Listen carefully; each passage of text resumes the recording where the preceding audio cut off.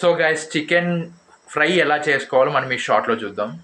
ఎర్రగడ్డ, కొత్తిమీర, తెల్లగడ్డ, అల్లము ఇవన్నీ అయితే పెట్టుకొని తర్వాత కొబ్బరి పొడి అయితే చేసుకొని దాంట్లోకి అయితే లవంగం అయితే వేసుకోవాలి. సో ఇవన్నీ అయితే మిక్సీలోకి వేసుకొని ధనియాల పొడి అయితే వేసుకొని మిక్స్ చేసుకోవాలి ఇప్పుడు అది.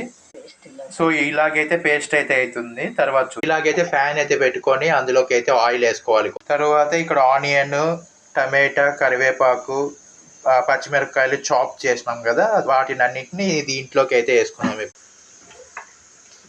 సో ఇలాగైతే వేసుకోండి అన్ని.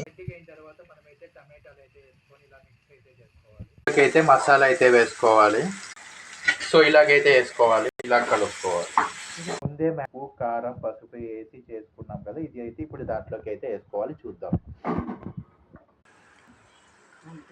సో ఇలాగైతే మనకైతే ఉడుకుతూ ఉంటుంది ఇది చికెన్. సో ఇదైతే మనం ఇప్పుడు ఉడికిందో లేదో అనేది ఒక పీస్ని అయితే టేస్ట్ చేద్దాం. సో ఇప్పుడైతే ఇది ఉడికిందో లేదో మనం ఇప్పుడు టేస్ట్ చేద్దాం. సో ఇదైతే ఉడికేసింది. సో ఇంకా మనం మిగతా ప్రాసెస్ చూద్దాం. Out of chicken curry.